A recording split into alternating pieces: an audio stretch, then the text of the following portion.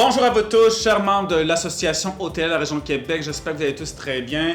Alou Paclair, votre DG, en direct du bureau sur Grande Allée, comme à tous les fins de mois. Bien, écoutez, d'emblée, bien entendu, qui dit fin d'avril, dit début de la saison estivale qui arrive à très grands pas. Déjà, on voit les livres de réservation qui se mobilisent, vos équipes également, vous vous préparez. Le recrutement aussi qui va de plus belle. Et vous n'êtes pas sans savoir justement que nous, on a parti avec le projet Rhino, une campagne de recrutement. Donc, il y a des publicités un peu partout sur les médias sociaux en votre nom pour s'assurer de remplir les demandes pour la saison estivale en termes de main-d'œuvre. Et puis, comme à chaque année, on va recevoir des millions de touristes qui viennent nous visiter des quatre coins du monde. Puis, je veux vous remercier d'avance pour tout le travail que vous mettez en place pour nous assurer de livrer une qualité d'accueil incomparable, comme c'est le cas d'année en année. Justement, parlons du dernier mois, justement, en termes de taux d'occupation. Donc, pour le mois d'avril, la fin de semaine de Pâques, la semaine de la fin de semaine de Pâques, on a eu un taux d'occupation de 57 %. C'est plus 5 % d'occupation versus le même moment en 2025. Également, la première semaine d'avril, on a eu un taux d'occupation de 60 % qui se positionne à plus 6 % par rapport à la même semaine en 2025. Et finalement, la semaine dernière, on a fini avec un taux d'occupation de 62 %, moins 3 % que les mêmes résultats au même moment en 2025. Donc, plus 5 % pour Pâques, plus 6 % pour la première semaine, moins 3 % pour la troisième semaine. Et on va voir cette semaine-ci quels sont les chiffres dans quelques jours. Mais grosso modo, ce qu'on constate, c'est que ça se stabilise. On est un peu plus au-dessus ou un peu plus en dessous des résultats du mois d'avril de 2025. Donc, ça augure quand même bien. On peut dire que l'occupation maintient son taux normal pour la pré-saison estivale ici à Québec, dans notre belle destination. Maintenant, pour la saison estivale 2026, vous n'êtes pas sans savoir qu'on a des grands défis. Avec la guerre entre les États-Unis et l'Iran, il y a eu une hausse significative, voire une flambée des prix de l'essence un peu partout dans le monde. Ça se répercute ici même à Québec et dans l'ensemble du pays. On est à presque à 2 $ le litre, bien entendu, avec l'annonce de la taxe sur l'accise qui a été supprimée. Donc, on sauve environ 10 à 11 cents le litre. Cela étant dit, écoutez, le coût de l'essence, qui amène un coût supplémentaire au niveau de toutes les denrées alimentaires, des matériaux de construction, puis de l'ensemble des produits, des biens que vous avez besoin ici, dans vos hôtels pour faire face à la demande touristique. Donc, l'ensemble des fournisseurs, vous avez sûrement vu des augmentations des coûts. Ça fait partie des défis de la saison estivale à venir. Autre défi, l'inquiétude générale dans le monde entier, notamment au niveau des coûts de l'essence, du coût du panier à l'épicerie, de l'augmentation des coûts au niveau des fournisseurs, mais aussi des inquiétudes à cause de la guerre en tant que telle, des grands soubresauts géopolitiques, les inquiétudes, les confrontations, la guerre tarifaire qui est toujours court entre le Canada et les États-Unis, puis entre les États-Unis et l'ensemble des pays développés. Donc, également la météo. Donc, les coûts de l'essence, les coûts d'opération, les inquiétudes des ménages américains et des ménages européens par rapport à où ils vont aller voyager cet été et la météo. C'est 4 facteurs qui vont influencer nos taux d'occupation puis notre réussite pour la saison estivale. Mais, somme toute, les différents rapports qui ont été publiés récemment, qu'on peut lire à travers les médias traditionnels, également les rapports qui ont été présentés par Destination Québec Cité lors de leur journée d'intelligence d'affaires et de données il y a 2 semaines là, au Musée national des Beaux-Arts, et différents rapports qu'on voit ici, non seulement de l'Association Hôtellerie du Québec, mais aussi de l'Alliance de l'Industrie du Québec. Ce qu'on constate, d'une part, c'est que les Canadiens anglais et les Québécois vont continuer de bouder les États-Unis tout au long de la saison estivale 2026. Des États américains comme le New Hampshire, New York et la Californie ont d'ailleurs soumis des doléances auprès du gouvernement américain en disant que la guerre tarifaire et toute la rhétorique anti-canadienne du président américain fait en sorte qu'il y a une baisse significative du tourisme canadien aux États-Unis. Cela étant dit, il ne faut surtout pas penser que les commentaires de ces gouverneurs-là ou des différents congressmen des différents États américains vont changer l'aiguille au niveau de l'administration américaine, parce qu'il faut quand même remettre les choses à leur place. Aux États-Unis, sur 100 % de l'économie, le tourisme est 3 %. Donc, c'est une part très minime de l'économie américaine et ce n'est pas la pression de l'industrie américaine qui va faire changer de cap les États-Unis, le président américain. Mais tout ça pour dire que nous, dans le fond, quand on regarde le phénomène des Québécois et des Canadiens qui ne vont pas aux États-Unis cet été. Et quand on regarde le coût de l'essence, ça nous amène une opportunité, encore une fois, ici à Québec, parce que les Américains ne voudront pas nécessairement prendre autant l'avion que d'habitude pour voyager en dehors du continent nord-américain parce que les coûts d'avion augmentent de plus en plus. On a vu plusieurs compagnies qui ont procédé à des hausses de leurs billets d'avion et même sur les billets d'avion qui ont été achetés avant la guerre en Iran, il y a des coûts supplémentaires qui sont appliqués. Donc, beaucoup d'Américains vont préférer continuer de faire du rubber tourism, là, comme on dit, donc de venir à Québec en voiture. C'est moins coûteux que d'aller en Europe. Donc, on risque d'avoir une portion significative d'Américains qui, au lieu d'aller visiter des pays en dehors du continent, vont venir à Québec, au Canada, ici même, dans notre belle destination. Puis également, l'intra-québécois et l'intra-canadien qui étaient très, très, très forts en 2025 va sûrement perdurer puisque, comme je vous l'ai dit, plusieurs rapports nous démontrent que les Québécois et Canadiens continuent de bouder les États-Unis. Mais l'été dernier, oui, on a eu de nombreux Québécois canadiens qui sont restés ici au Québec, qui ont voyagé à Québec et un peu partout dans la province.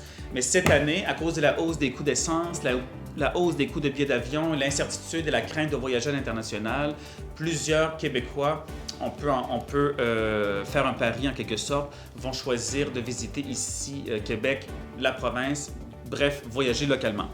Bien justement, qu'est-ce qu'il y en est des projections actuelles? En juin, on projette 77 % de taux d'occupation pour la grande région de Québec, moins 1 % par rapport à 2025. En juillet, on projette 83 % de taux d'occupation, moins 1 % par rapport à 2025. Au mois d'août, on anticipe 86 % de taux d'occupation, ce qui signifie 2 % de baisse par rapport à 2025. Et en septembre, 82 % de taux d'occupation qui est projeté, moins 1 % d'occupation par rapport à 2025. Globalement, qu'est-ce que ça nous dit? En 2025 a été une année record historique pour Québec.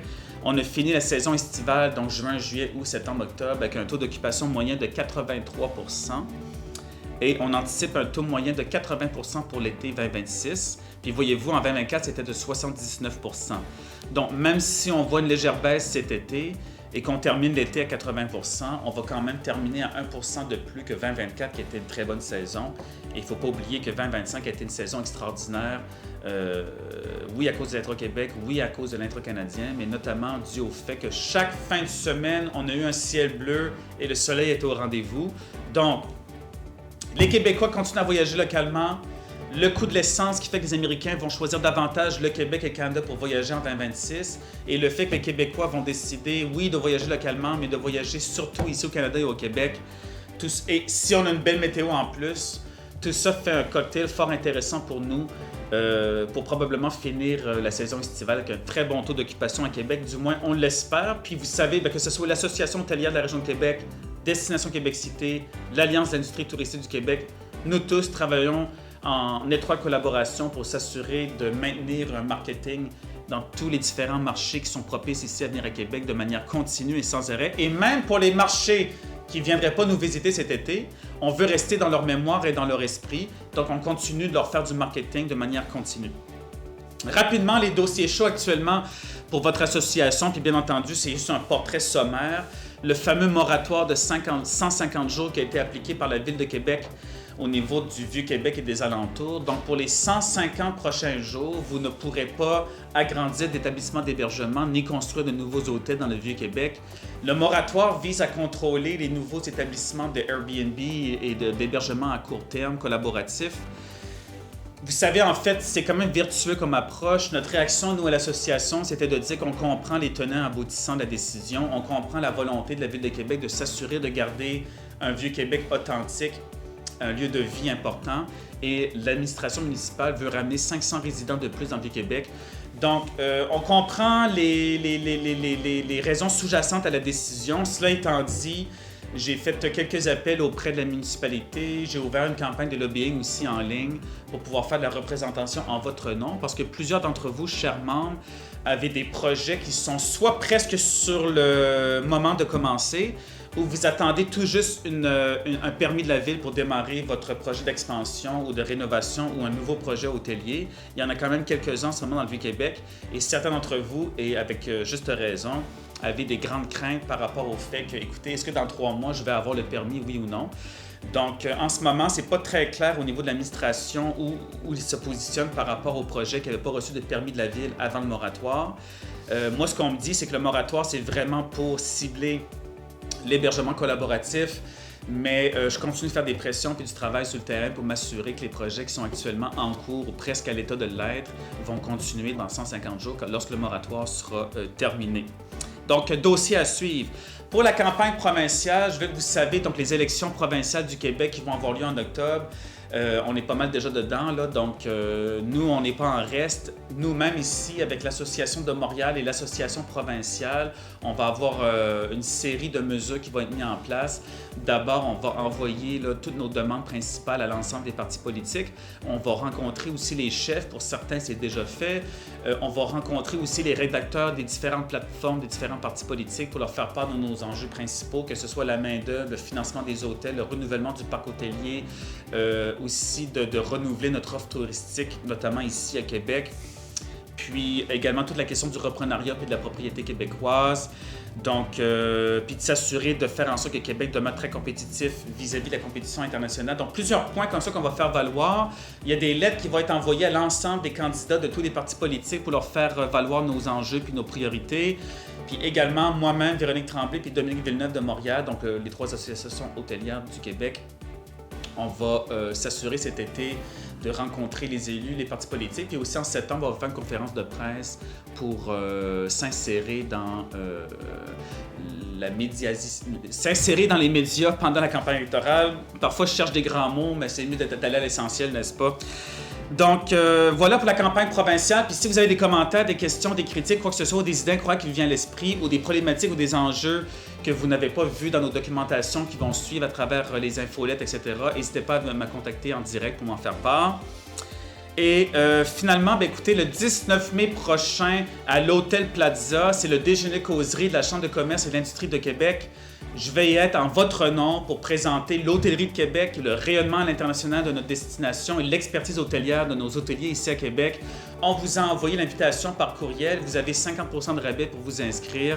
Assurez-vous d'être là en grand nombre. On veut démontrer notre force à l'ensemble de l'écosystème des gens d'affaires de Québec. Et finalement, notre prochain grand rendez-vous, c'est l'Assemblée générale annuelle suivie du dîner estival, notre fameux traditionnel dîner estival qui est le 4 juin prochain à l'Hôtel Pur. AGA de 9h à 10h30, cocktail d'accueil Mimosa Champagne de 10h30 à 11h30 et ensuite le fameux dîner estival et optionnellement une très grande conférence donnée par Rino de 14h à 17h avec Isabelle Fontaine qui est une conférencière bien connue dans le milieu qui va nous parler un peu de l'intelligence émotionnelle. Donc une belle journée en perspective.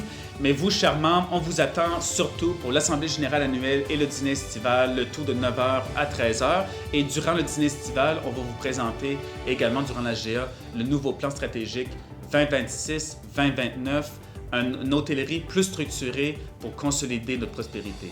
Merci à vous et comme d'habitude, n'hésitez pas à me contacter en tout temps au 418-563-4052. Merci à vous.